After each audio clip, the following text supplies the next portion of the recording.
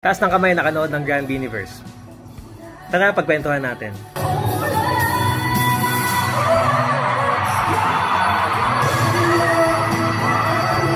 Actually, may nasulat na ako. May part 1 na to. Basa nyo sa website. Doon sinulat ko na isang creative triumph, yung Grand Beaniverse. So, pag sinabi doon, mas well-rested yung mga Beanie members kumpara nung unang Beaniverse. Tama lang na may Grand sa title na Grand Beaniverse kasi talagang pinagandaan naman ang show na ito. At doon nga sa article, nabanggit ko na yung unang duo, si Maloy sa si Joanna, nang perform ng When I Grow Up ng Pussycat Dolls. Nasinundan naman ng unang guest performer ng gabi na yun na si May Entrata na kumanta ng Ama Kabugera.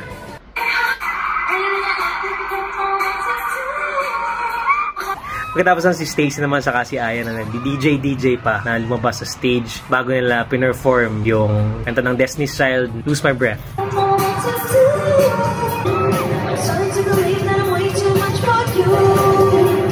Si Gwen saka si Mika kumanta naman ng Bad, ni Christopher. At syempre, kuha-kuha na naman tayo ng mga facial expressions si Gwen. Tapos ang ganda ng next segment kasi kung ang Beanie, sinusulat pa lang nila ang story nila. Yung next na guest performer nila, isang tunay na legend na sa OPM, si Gary V. Sobrang solid makita na si Gary V saka ang Beanie ay kumakanta ng Di Bali Na Lang.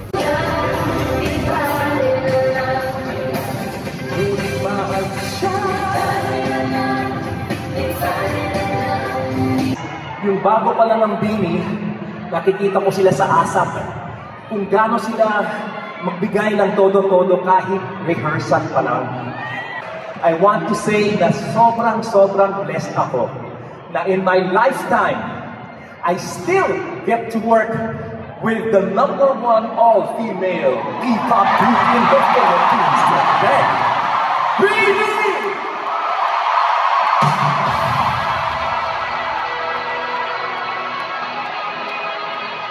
Pero nila si Gary V, yung legendary guest performer nung gabi na yon, dahil nandun din si Asia Songbird, Regine Velasquez.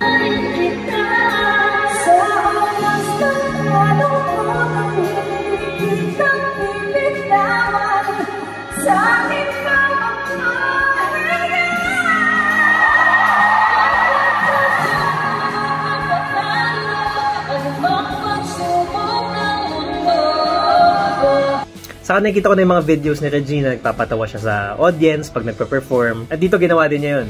So sabi ni Joanna, thank you po at sa busy po ninyo na schedule, nakapunta po kayo ngayon sa concert namin. Tapos pabiro naman sabi ni Regine, aba, hindi ah, syempre malaki yung bayad ko dito. Syempre mas nakakatawa nung si Regine mismo yung nagsasabi. Ay, hindi po namin in-expect talagang maisisingin niyo po kami sa schedules niyo. Kasi alam naman namin naman, grabe naman. Malaki bayad ko dito.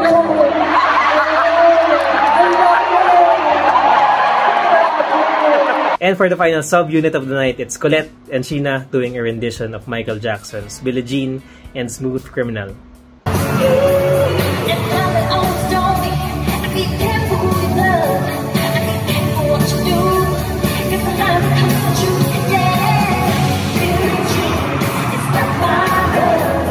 Next yan ay karera at may gimmick sila dito. Sumakay sila sa mga go-karts.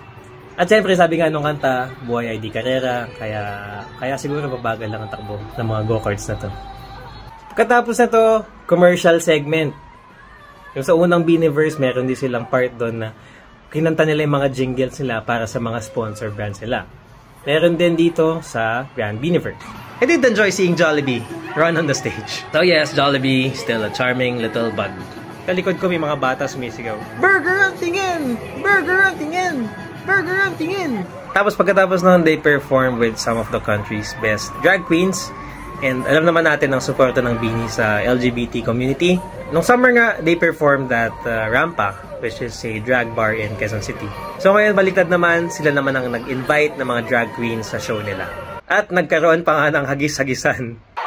Sheena! Sheena! Sheena!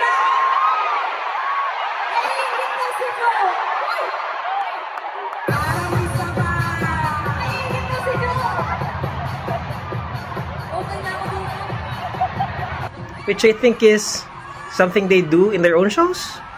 Someone enlighten me. And then we get to Christmas songs, early Christmas greeting ng Beanie. The first is Star ng Pasko. The second is Joy to the World, which apparently Beanie has a version of, released just this November 14. So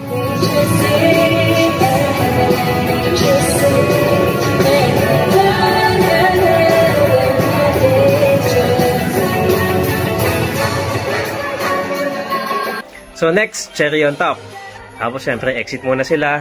Para sa encore, syempre, andyan ang wag muna tayo umuwi na napaka-up.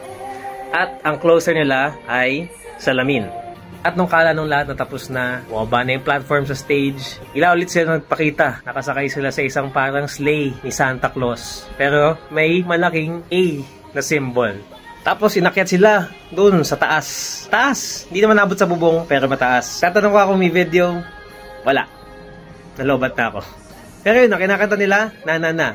Which goes something like, na, nahuhulog ang loob. And I was thinking, sana di kayo mahulog dyan, mga Beanie Girls. Ingat kayo! So yun lang, that's my Grand Beanieverse Report, Part 2. Marami pang ibang highlights pero hindi ko na na-share dito. Kaya kung may mga favorite moments kayo, i-share nyo na lang sa Raptor Communities app, sa Pop Culture Channel, at baka magka-part 3 pa ito.